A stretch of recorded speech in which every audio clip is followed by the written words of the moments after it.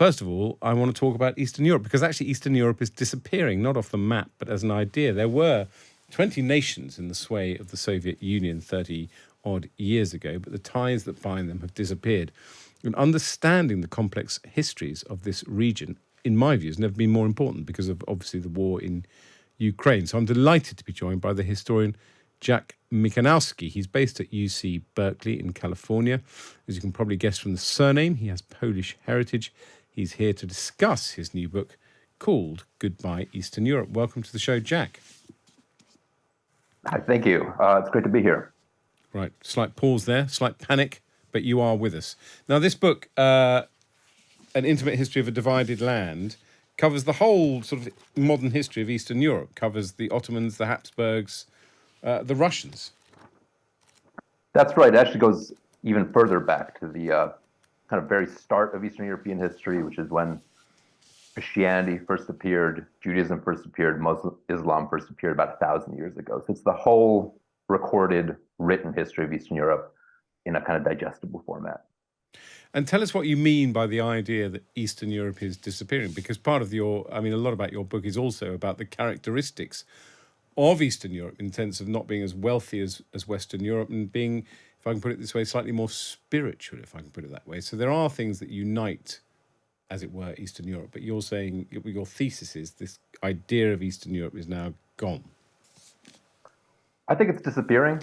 I think it's the process disappearing in our, I'm 40, and so in my lifetime, it's kind of vanished. When I was a kid, I would travel to Poland to see my grandparents a lot, and it was like stepping into a different world. This is still the Eastern Bloc. This is still communism.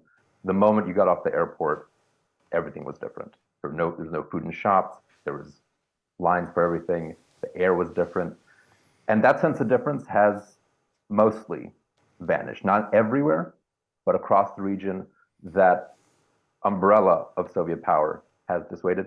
And people, especially countries, are leaving Eastern Europe as an idea behind.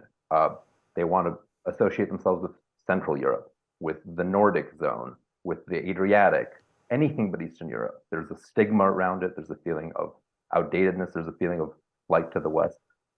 But the book's also about something kind of deeper than that, that there's something spiritual, you said, there's a feeling. And I think Eastern Europe had, for me, it's really Europe's homeland of diversity, homeland of plurality, homeland of coexistence, which seems paradoxical to some people, because in the 20th century, it's also the homeland of the worst violence on the continent, maybe in history.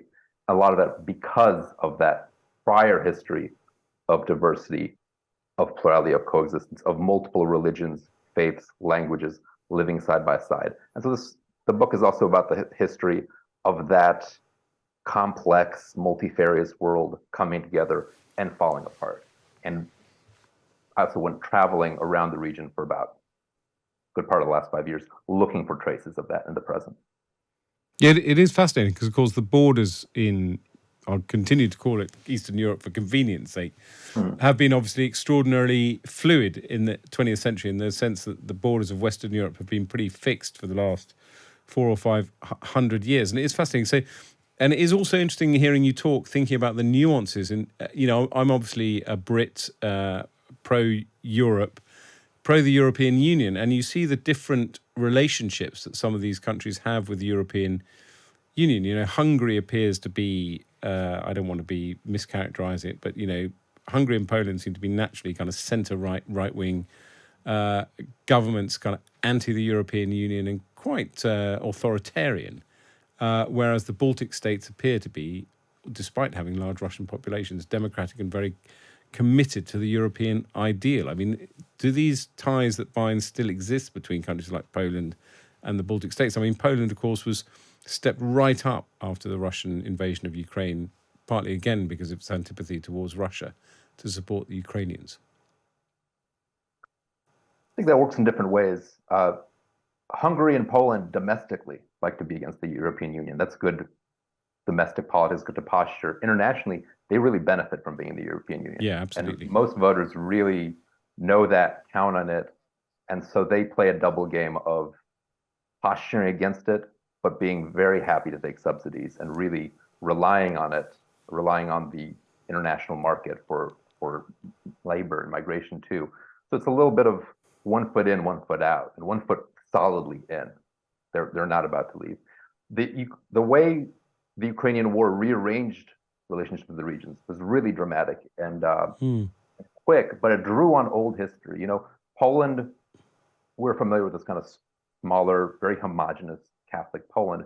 Historically, it was this much bigger, ramshackle, dynastic state that incorporated kind of the eastern part of what's now Poland, Lithuania, all of Lithuania, part of Latvia, Belarus, and crucially Ukraine. Ukraine, kind of Western Ukraine. So all those countries have a historical relationship that's close, but not always warm. But when there's a bigger enemy, when Russia comes in, all of a sudden those old enmities, and there's a lot of historical tension between Poles and Ukrainians, between Lithuanians and Poles. There's border disputes. There's very nasty violence, especially between Poles and Ukrainians in World War II. But when that bigger enemy comes in, and they all also share a history of being in the Russian Empire after Poland, Lithuania was falling apart, then they all rallied together, and you see a real realignment, which was also maybe in the process of coming into being before, since 2014, even earlier. But now really you see Lithuania, Latvia, Estonia, Poland, Ukraine bound very tightly, much tighter than I think the rest of the Europe is to Ukraine.